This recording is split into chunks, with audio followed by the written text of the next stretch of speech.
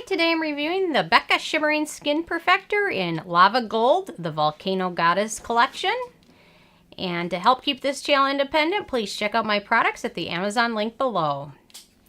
So, Becca recently released a new shade of her Shimmering Skin Perfector in the Volcano Goddess collection, and it is Lava Gold, and I've got it here, and I'm going to give you a good review of it. I'm going to let you guys know my thoughts on it based on my Sarah score scale.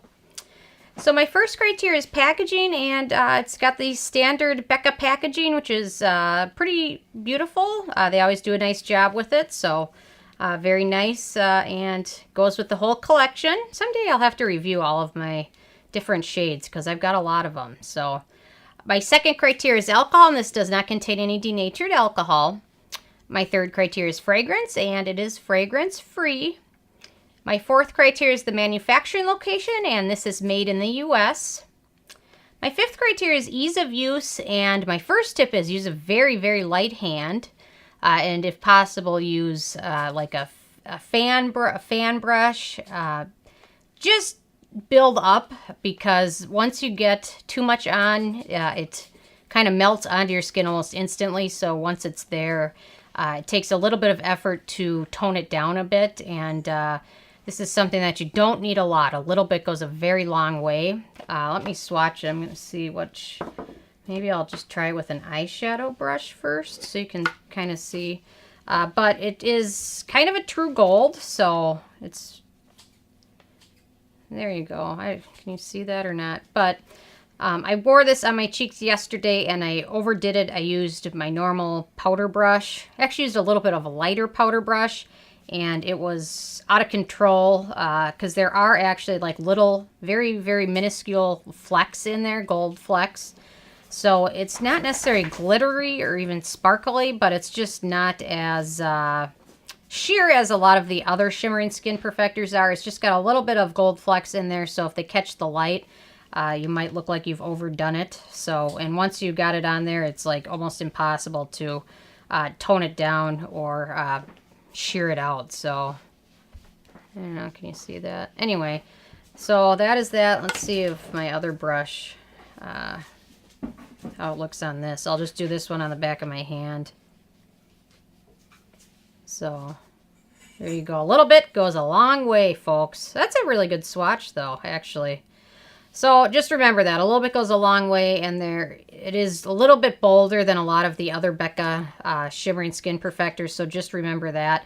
And there is a little bit of kickback or fallout, so just remember that. It's I would recommend applying this before you get dressed, especially if you're wearing like a dark or a super light shirt. So super pigmented though, so it is pretty easy to use. Just build it up, go slowly. Don't use a very dense brush because you're going to get a little bit too much on your cheeks. So my sixth criteria is pigmentation, and like I said, I think it's a pretty true gold shade. So it's very beautiful. Personally, for me, on my skin tone, I didn't love it though. I think people with a little bit more tan, deeper, darker skin tones, I think this is going to look a little bit more beautiful. But for me, with my pale skin, it just didn't, it wasn't very flattering, I guess, for me, which, you know, I've tried other gold products, gold shades like the Estee Lauder Heat Wave. I think that's Bronze Goddess collection, and that one was okay. It just wasn't flattering for me. So I guess, you know, I've tried the Fenty Beauty, what is that called? The Kilowatt highlighter. What's the shade? Fire Crystal, or the gold one. It just isn't flattering on my skin tone, and this one was about the same as those two. So this shade really isn't super innovative because a lot of other brands have come out with shades very, very similar to this. The MAC Mineralized Skin Finish in gold, the Milani Summer Gold, Estee Lauder Summer Jaylee Heat Wave shade, Anastasia Beverly Hills, the Amrezy highlighter, Fenty Beauty Kilowatt highlighter, Too Faced Pineapple Princess in the Tutti Frutti collection. It's pretty close to this as well. And then the other one I thought was pretty close to was the Ofra Rodeo Drive highlighter. So there's a lot of gold highlighters out there. Not that there's anything wrong with that, but this isn't super crazy unique. But anyway, so like I said, it just wasn't the most flattering on me. So, but it is very beautiful, very pigmented. Like I said, very pigmented. My 7th criteria is animal testing, and the Becca brand is cruelty-free, which is always good. They're under the Estee Lauder brand, but so far they're still cruelty-free. I don't know if that's going to stay that way, but so far it has. They've been acquired by them a couple years ago now, so thankfully they are still cruelty-free. Number 8 is performance, and a little bit goes a long way. Once this sets on your skin, it pretty much doesn't budge, and it's there all day.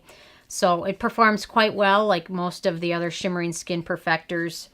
My thought was it just wasn't super flattering for me. It did accentuate the fine lines, like where I applied it. So that was another issue. So if you have any fine lines, a lot of highlighters do that too. So that's not anything different, but it performs quite well. No fallout once it's set, it's there. So. Price is my 9th criteria, and it's $38, which is the going rate for the Becca highlighters, which is the exact same price. I did think it was a little expensive for this because this shade isn't super unique, and you can get it for cheaper on a lot of other brands. They've all got various shades of gold, so it is a little pricey, but Becca's formula is unique and amazing, so kind of stands for itself. And then on number 10, the It Factor. I didn't give it the thumb up for that simply because the shade has been done a lot of times by a lot of different brands. And it's not anything unique or different. Most of Becca's Shimmering Skin Perfectors, when they came out, were super unique, super different. And this shade just isn't the most unique, but it is very beautiful. And if you have a deeper, darker skin tone, I think you're going to like it a lot more than my experience with it. But still very beautiful. You know, if you apply a little bit, you're not going to overdo it. Like I said, use a very light, even like a fan brush, and then you're going to have probably better results. So, yeah, I don't know. I'll probably keep this. I probably try it again. Just depends on the look I'm going for. Probably more for an evening look. So, but absolutely beautiful, stunning. Formula is on par. So anyway, this got an 8 out of 10, which is pretty good.